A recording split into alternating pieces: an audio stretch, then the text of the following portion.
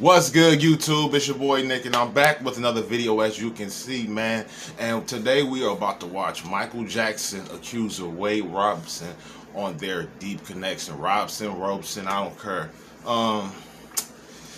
Just a little short notice, disclaimer. I might get a little triggered from this video because, like, I'm gonna be honest, I do not like this dude.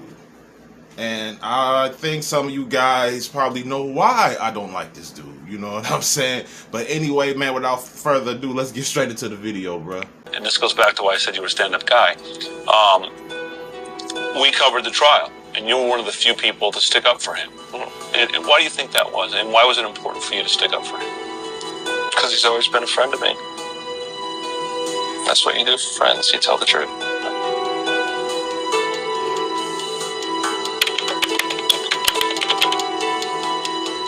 Started when you were 2 years old, correct?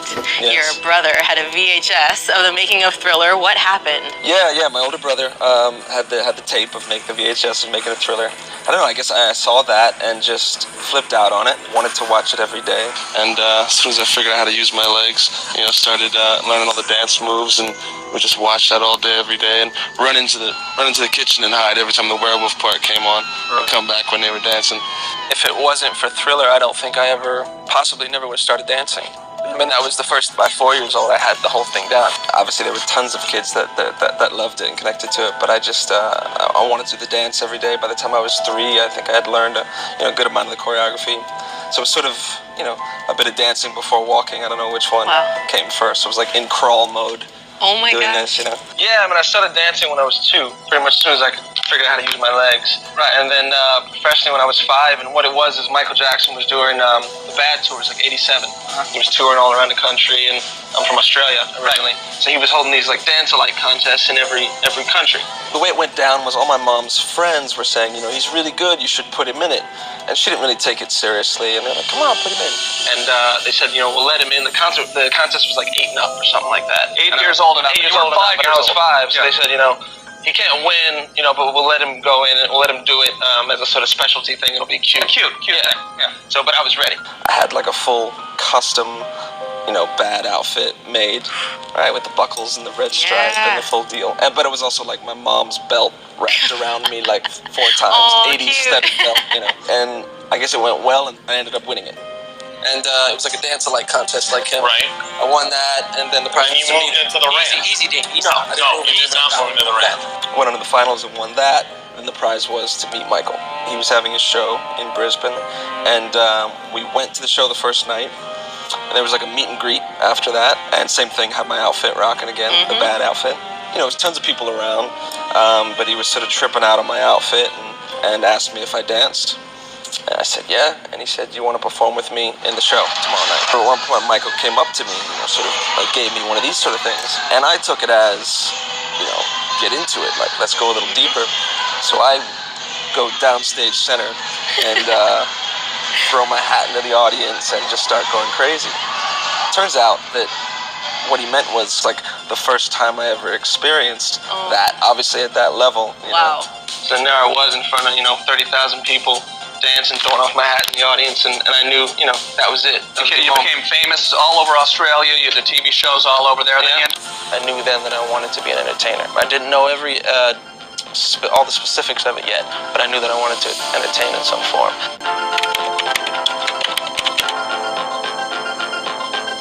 I hadn't kept in contact with Michael, but we figured we wanted to try and meet him again, which is not something you just do. You don't just say, hey, Look at that Michael Jackson. Michael again, yeah. Tried to figure out a way to get in contact with him. From number to number, got a hold of his secretary. She talked to him, and he remembered me from when I was 5 and wanted to meet me again. So we went to the studio where he was recording the Dangerous album at the time, and it's like 89, and with the whole family, grandparents and everybody, and just hung out for a couple hours and watched videotapes, and then he asked the whole family to come back to the ranch, his place that night, Neverland, and we ended up staying there for like a week. That must be every kid's dream. I mean, my dream would have been to go there too. Yeah, I mean, it's Disneyland. His house we showed up, it was just the best thing in the world. So then over the next 2 years, we stayed in contact with him, and my mother and I would come out and visit every now and then for like 6 weeks at a time, hang out. Hello, Wade. Congratulations, little one. today is your birthday. I don't celebrate birthdays, of course, but I thought I would take this moment to say congratulations on the day that you were born. And in my opinion, you should spend this day with your mother and your father who conceived you. And you should be giving them the presents and being thankful that they brought you into the world. And the future is yours, and you can do whatever you want. So congratulations. I love you. Goodbye. And then you ended up moving to America. Yeah, I moved to America with my mother and sister. And when I was 9, one day my mother and my sister and I packed up 6 suitcases and left. Everybody thought we were nuts, and we didn't have much money. And we've been talking about it for a while, and Michael sort of helped us out, sponsored us to America, and we just did it. We were going to make it happen, living on a dream, you know. Everybody thought we were insane, especially my mother. All the family thought she was crazy. Left what we knew as our life for so long, and just left it all behind, so we're ready for something new.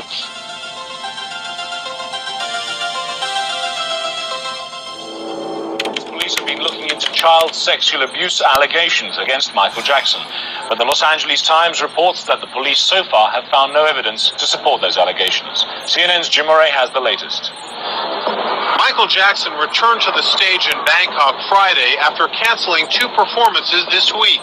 Meanwhile, in the United States, more details continue to surface surrounding allegations he sexually abused a 13-year-old boy.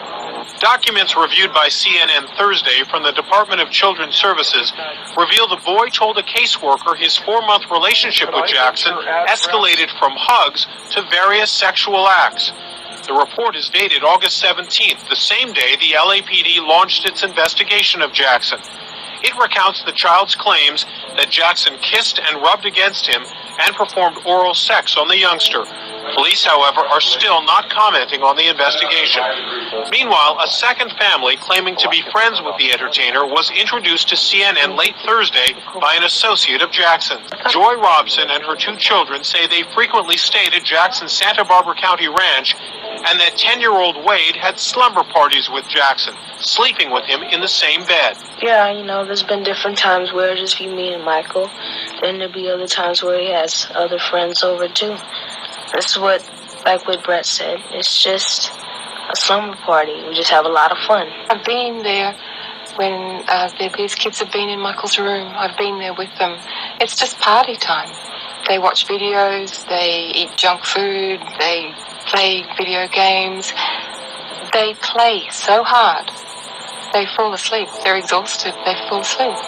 Now, there's nothing more to it than that. From your standpoint, does it seem unusual for a 34-year-old man to have kids sleeping over? Not when you know Michael's background. Under normal circumstances, possibly yes. But Michael, everybody knows he didn't have a childhood.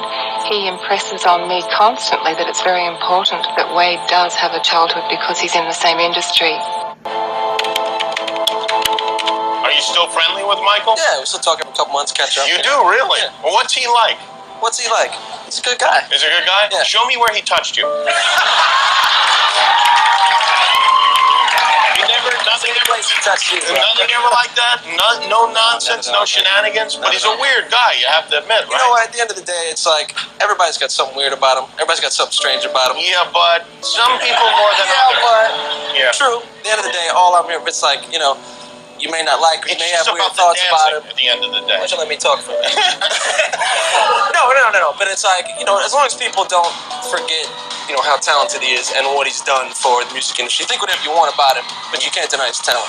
No, yeah, but you can notice the 35 plastic surgeries and the weird assortment of boys in his bed. One of the best things I ever had was my teachers, actually, which was my mother, my grandmother, and Michael. And the things that they taught me was, if there was anything that I wanted, they taught me how to visualize. I think the most important thing for kids is to really figure out what they want, realize that anything is possible. So don't hold back in your dreams. Always shoot as high as you possibly can, but be detailed about it. Wade publicly defended his famous friend in 1993 and again at Jackson's 2005 criminal trial. He testified no molestation took place. What's the most misunderstood thing about Michael Jackson, you think, if you know him? Probably a number of things. That I don't know, that anybody that lives that life is not going to be your average dude. You know what I mean? In the simple ways, I mean. Yeah. You know, you live that kind of life and that sort of fame from 5 years old. You're not going to go about your everyday like everybody else because you've never lived a life like everybody else. So how would you know how to do that? So, and I think people take those simple things and turn them into something, you know, 10 times, 100 times more strange than they are. One of the things I noticed about you, and this goes back to why I said you were a stand-up guy, we covered the trial, and you were one of the few people to stick up for him. Why do you think that was, and why was it important for you to stick up for him? Because he's always been a friend of me. That's what you do for friends, you tell the truth. You know? I can't speak for him, but it would be an absolutely painful thing for anybody to go through.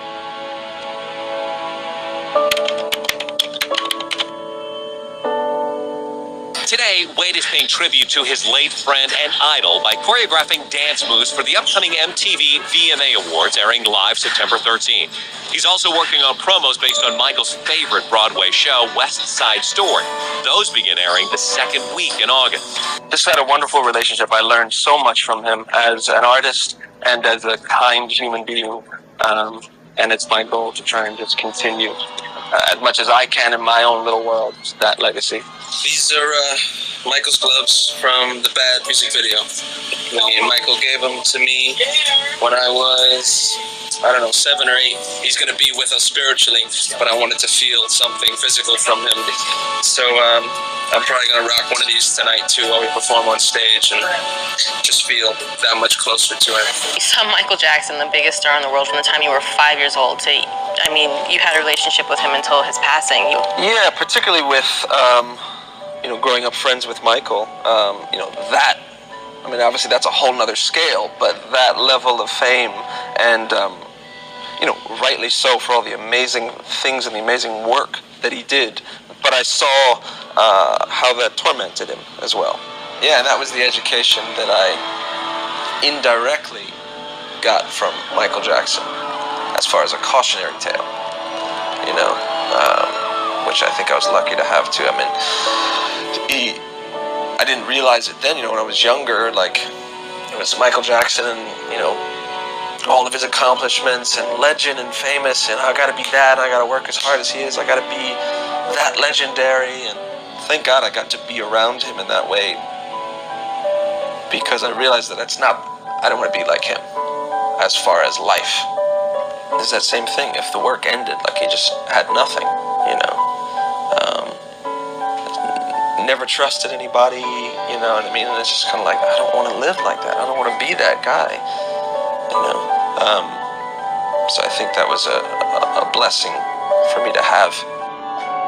I'm starting on Cirque du Soleil Michael Jackson show. So it's, the equivalent of the Beatles Love show that they have, or the Elvis show, but for Michael, which is, exciting and terrifying all at the same time because it's such a huge responsibility. But that was why I took it on. Michael was such a huge part of my career and life. We were friends for 20 years before he passed, since I was 7. So it's an opportunity for me to give back a little bit to his legacy. It's such a big part of his legacy, and to make sure as much as I can that it's done right and that it really represents his essence.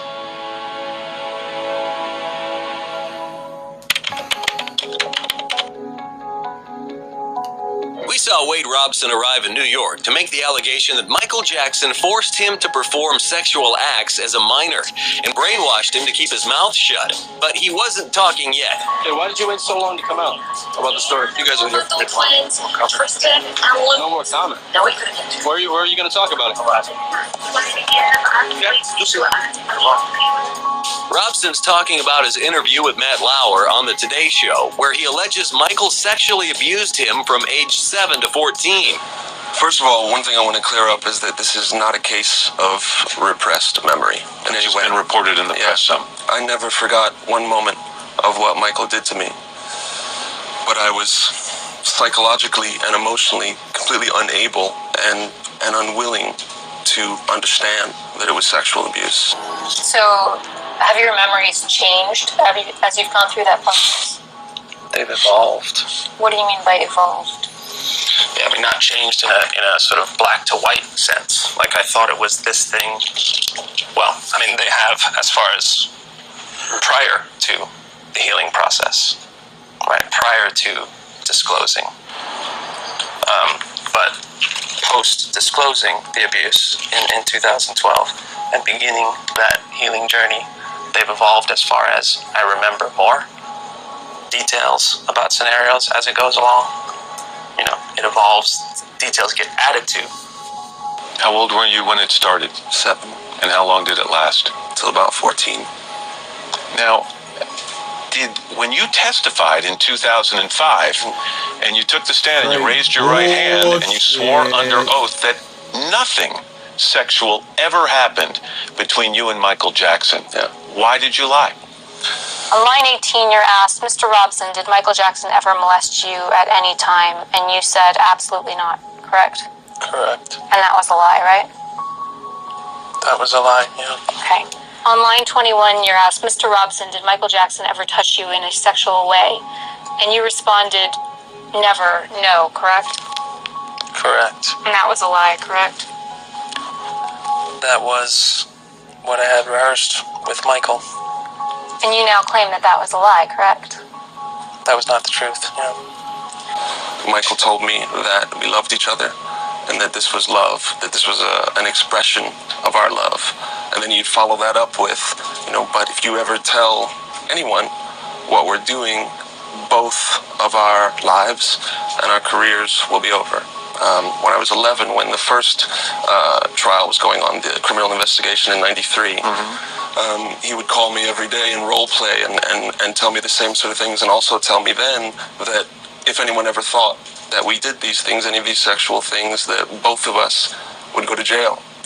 The idea that I would make all of this up and put myself, my wife, my son, my entire family through this, extremely stressful and painful experience, all for the sake of money, is completely But that's what you're going to be accused of. You're going to be accused. You're going to say you defended Michael Jackson while he was alive because he was good for your career, and now that he's gone, there's an opportunity here to sue his estate. He can't defend himself and get money.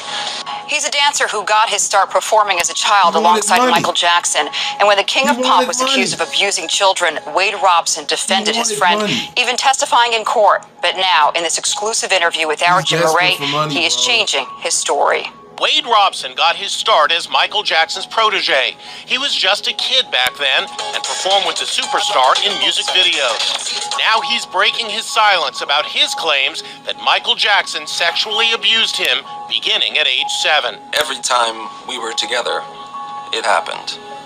There was no night that went by that I was with him that he didn't sexually abuse me. He says Jackson warned they would both go to jail if anyone found out. So for decades, Robson defended Jackson, saying he never molested anyone. It was not possible for me to tell the truth about what happened, what Michael Jackson did to me, until I did. Because when I was younger, I was terrified by the idea of my life falling apart, him going to jail. But everything changed when Robson married and had a son. He says 2 nervous breakdowns finally forced him to reveal to a therapist and his family the dark secret he says he'd been hiding. It was just pain and disgust and anger at the idea of that, something like that, anything like that happening to my son. He decided to file a lawsuit against the late entertainer's estate because he claims Jackson wasn't the only one who knew about the abuse. In this lawsuit, you call it a thinly veiled business to operate as a child sex abuse operation. Yeah. Is that how you see it? Yeah, absolutely. It took so many people that worked for Michael to organize the level at which children were constantly, including myself, brought to him. I was 7 years old. Michael asked, do you and the family want to come to Neverland? Days were filled with magical childhood. I could not watch this, bro. Like, leaving Neverland, I could not watch this at all. I just couldn't, bro, because like They tried to make it seem like Mike was this sick, twisted person, bruh. And tried to make them do certain things that they didn't want to do, man. And that's what kind of really, like, triggered me, bro. Like, I didn't even watch part 2 of Leaving Neverland. Because I couldn't even get through, like, the first 30 minutes of it, bro. Like, I just couldn't. I couldn't. It was, man. Adventure, experiences, playing tag, watching movies, eating junk food, anything you could ever want as a child. He told me if they ever found out what we were doing, he and I would go to jail. Why would a 13-year-old go to jail, bro? I want to be able to speak the truth as loud as I had to speak the lie for so long. I'm excited about the possible positive impact of the film for other survivors of child abuse and for prevention of child abuse, raising awareness, which is why I decided to be involved. It's really not even about, it's beyond Michael now. This I can't change what happened to me, but what I can do now is try to make a small impact on what happens to others. So really for me it's about awareness and towards helping survivors and prevention. Like I said in the beginning of this video, I'm not the biggest fan of this dude, you know what I'm saying?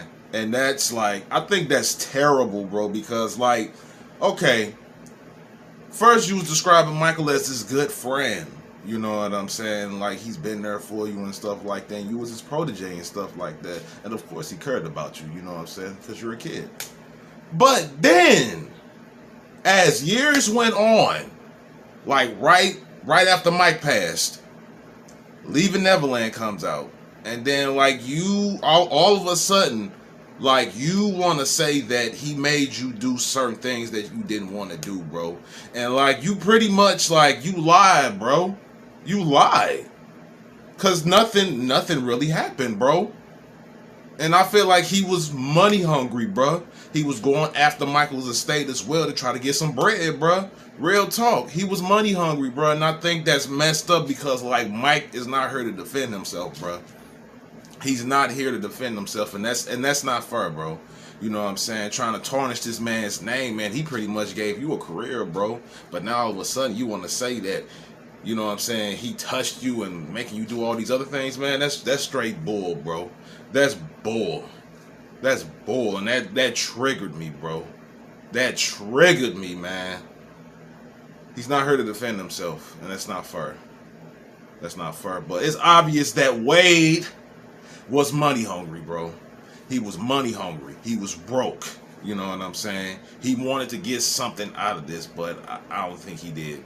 You know what I'm saying? But I don't want to make this video too long, man. You know what I'm saying? Because like that really triggered me, bro. Like that just triggered me, man. It really did, bro. It's just it just upsets me that Mike's not here to defend himself, man. That's why I'm triggered. You know, not only you lied, but Mike is not here to defend himself, man. But man, anyway, man, that's the end of this video. Like I told you, I didn't want to make this too long for the second time I said that. You know what I'm saying? So hopefully you guys like this video, man. If you're new to the channel, man, please make sure you subscribe to the channel, and don't forget to click that bell so you can be notified when I do make these new videos. You know what I'm saying? I've been your boy Nick, and I'll see you in the next video, bro. Peace.